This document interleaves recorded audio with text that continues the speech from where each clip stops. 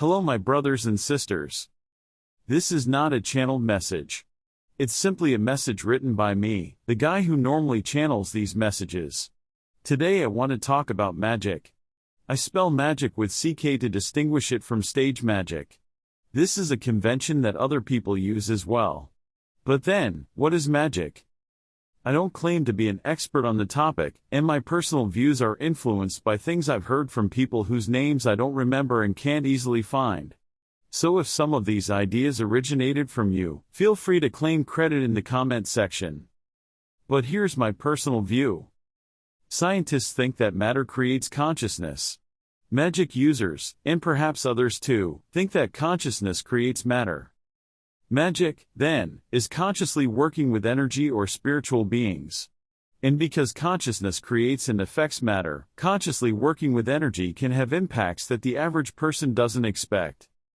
Often magic uses some kind of energy to power a spell, plus an intention, what you want the energy to do. So for example, one form of magic is sex magic, practiced either by yourself, masturbation, with a partner, with multiple partners or even in an orgy context. Some Pleiadians occasionally participate in sex magic orgies. Why not? It's effective and fun, for some people, so why wouldn't they? Magic isn't bad or good, it's what you do with it. Sex magic works by the participants setting the same intention together, having sex, and then focusing on and visualizing the desired outcome before, during and after the orgasm. So the energy being used during sex magic is sexual energy. Crystals have an energy that can be used for magic as well. You can also ask angels for help, and if they think it's a worthy cause, they'll help you with their energy. For example, a spell could just be saying or thinking, I am having an amazing month, or replace this with another intention of your choice, using the present tense. It's happening in accordance with the highest divine blueprint. I'm asking wise and benevolent beings, forces and aspects of existence to contribute to this, including Ganesha. Thank you, now. Does this work? It works for me, so long as my intention is something that is indeed in accordance with the highest divine blueprint, and I'm not being blocked by what my soul wants. It might want something uncomfortable to happen in order for me to learn a lesson, or by subconscious limiting beliefs. Here, the energy that powers the spells are just my own natural energy, plus wise and benevolent beings, forces and aspects of existence, including Ganesha. This way I'm including angels, and many other beings besides. Why am I including Ganesha?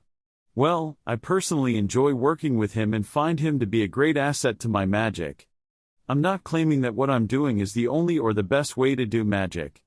I'm just sharing what's working for me. But then, if I'm saying wise and benevolent beings, forces and aspects of existence, including Ganesha, does that mean that Ganesha isn't wise, or isn't benevolent? It doesn't mean that. Ganesha is wise and benevolent. I simply had a conversation with him. I wasn't willing to worship Ganesha, or be devotional, in the conventional way that someone might worship a god. And Ganesha wasn't willing to help if I just said wise and benevolent beings, forces and aspects of existence. He's included in the definition, but he wasn't willing to help. But Ganesha was willing to help me if I said wise and benevolent beings, forces and aspects of existence, including Ganesha. Why? Because then I'm paying Ganesha with my focus, attention, energy. Us Earth humans are incredibly powerful beings, our power is just very unrefined. However, even just us thinking about a god or mentioning them, empowers that god. So Ganesha considered it sufficient payment if I just said including Ganesha, even in situations where no other Earth human hears my words. The metaphor that Ganesha used to explain this to me is, if you think or say my name, you're giving me a substantial amount of metaphorical iron or energy. I'm then happy to give you my aid, which you can think of as an iron pan. It's a good deal for you, because you have plenty of iron or but have trouble making an iron pan out of it. And it's a good deal for me, because I can easily turn some of your iron ore into an iron pan, give you the pan and keep the remainder for myself. Hence the title, Treating Gods Transactionally. Thanks, Ganesha. To be clear, I'm not claiming my approach is the best or the only way. Being devotional has advantages, including for the person who is devotional. In fact, not all gods or goddesses will accept or even tolerate this transactional approach. I talked to a goddess one time who demanded that I engage in an act of worship before she was even willing to have a conversation with me. I hadn't asked her for any favors. So I'm not saying that this transactional approach is a good way to approach gods or goddesses in general. Some Earth human magic users will say something like, if you want to work with a god, it's good to do a small ritual for them, or give them a small offering.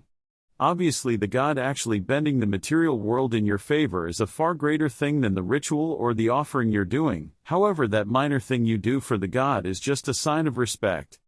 Now, the respect might be one aspect of it, but from my point of view, the god is being well compensated for their action. Namely, the payment is the energy that you give them by simply focusing on them during the ritual or offering.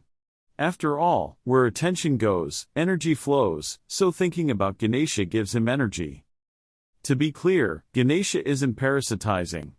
So it's not like we only have 10 kilos of iron ore in our lifetime, and if we ask Ganesha for a favor, we permanently spend 1 kilo of iron ore and for the rest of our lives we only have 9 kilos left. It's more that we're a constantly flowing fountain of iron ore, energy. So if we spend some time thinking about Ganesha and we mention his name and we ask for a specific favor, then he gets iron ore that he considers sufficient payment to slightly bend the physical world in our favor. But we lose nothing. Now granted, I might be more energetically powerful than the average person, so in exchange for his aid maybe Ganesha would expect a small ritual, and therefore a lengthier amount of attention, from an average person. And maybe Ganesha is willing to aid people who really need it, even without payment, and Ganesha merely wasn't willing to help me because I asked for something that I wanted but didn't strictly need. I don't know, I'm not channeling Ganesha here. But what I do want to point out is, this is how powerful us Earth humans are. Us just thinking about a god for a few seconds, or maybe for some people a few minutes, is enough payment for that god to be happy to bend reality slightly in our favor. So even our momentary attention is incredibly powerful, and produces a noticeable amount of energy. It's important to realize that. And how awe-inspiring will we be once we start learning to make iron pans ourselves? And shouldn't we be able to just disempower undesired things simply by not giving attention to them? With all my love. A.S.